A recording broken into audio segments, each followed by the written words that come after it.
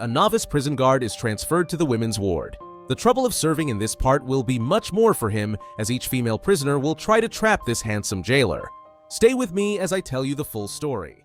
Male prison where inmates are exercising. Soon after, an alarm goes off telling all inmates to go back to their cells.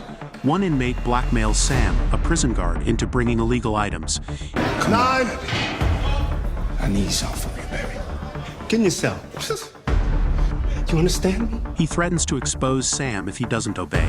You sent my boy $500 with tar and coke all over that shit. I'm trying to help you, man. What you expect?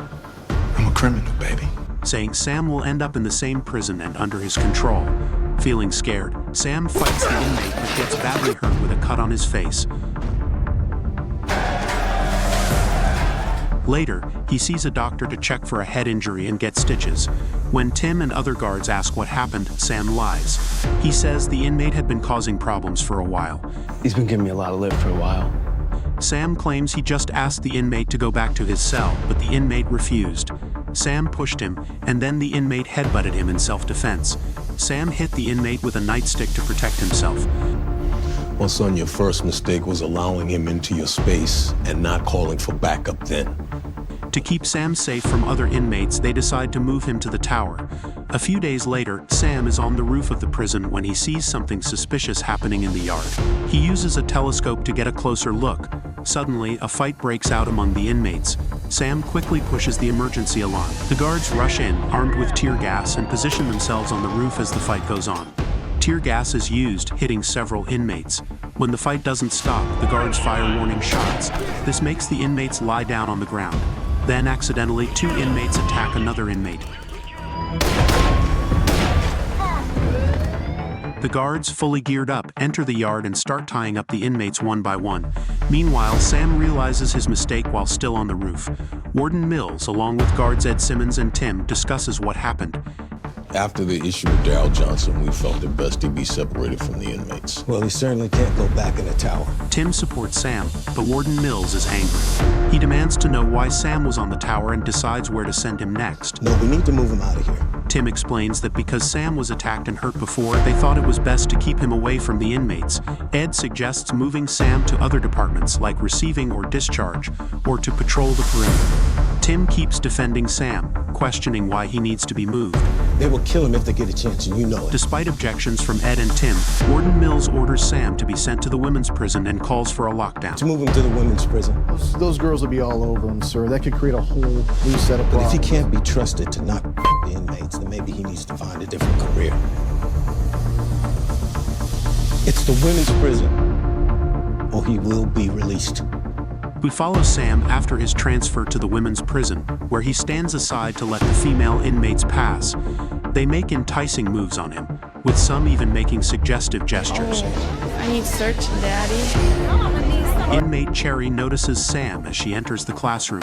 Marianne Molesky catches the overly friendly interaction between Sam and Cherry and demands to know who sent Sam to the women's prison. He explains it was for his own protection after an incident at the male prison. Marianne warns him that the female inmates are no different from the male inmates and will try to use him. During her lesson on human evolution, Cherry uses a mirror to watch Sam, who stands at the back of the classroom.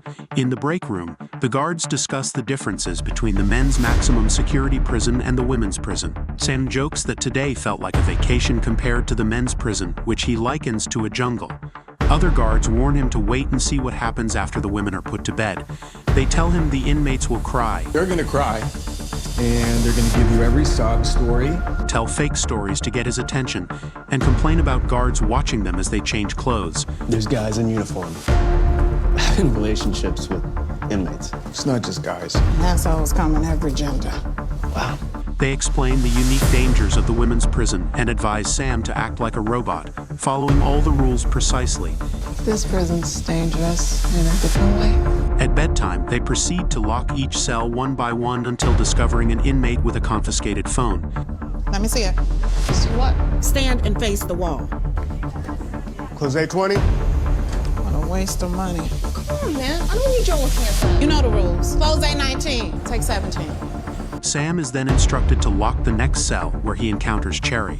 She pretends to be reading a magazine. Checking in with her, he asks if she's all right. You good? And now? She responds positively, requests her cell to be closed, Jose 17. and he continues with his duties. The following day, Sam is standing by the classroom door as the inmates pass by. One inmate intentionally pushes Cherry into him. She grabs his jacket and says, "I'll see you tonight." A female guard tells him to get his head straight. Get your head out of here. Otherwise, these ladies will take advantage of his desperation. That same night, as Sam instructs inmates to turn off their bunk lights, Lights out. he approaches Cherry's cell and discovers her exposed. Sam is deeply affected by his emotions as he continues to gaze at her.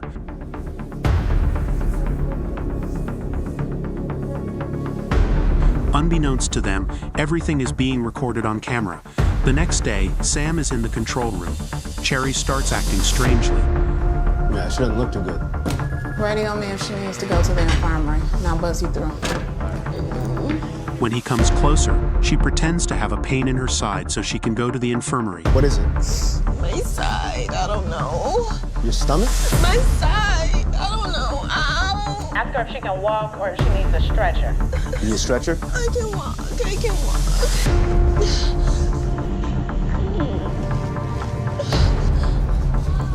But on the way, she pulls Sam under the stairwell where there are no cameras. It seems like a place where people often meet secretly. So cameras here, nobody can see us. Sam tries to resist for a moment, Yeah, baby, you want to. but gives in quickly. After that, Cherry becomes aggressive. She stabs Sam several times in the neck and then screams for help. It looks like she's trying to make it seem like Sam attacked her and she defended herself. She crawls out of the stairwell, screaming for help, as if she wants people to think she survived an attack from the guard and that she was right to defend herself. Sam's lack of experience and innocence made him an easy target for the inmates who are used to violence. Isn't this a violation of her Miranda rights? She's in prison. She doesn't have Miranda rights in here. You have a lot to learn about inmates. There's an element of trust in place between the two of you that we do not have. A corrections officer has been killed and posthumously accused of rape. These girls have no options. I have a class to teach. I'm not going to miss it. We'd better get going then. What is it you're hoping I discover? There was no tearing of the vaginal wall. No scratches on his face or arms. No visible signs of a struggle on her body. Pencil stab to the neck 30 times seems evidence of a struggle. Those were offensive wounds. She suffered no defensive wounds. None. That coupled with the fact that his uncle was killed at almost the exact same time, we question it. Question what? The claim is self-defense. Well, that means you question the... Yes. But inmates are immune to our lies and they're immune to our threats. Just ask her what happened. Question the things that don't add up and show her the compassion you're known for. Compassion. It's the one tactic we haven't tried. We don't have it. That's why you're here.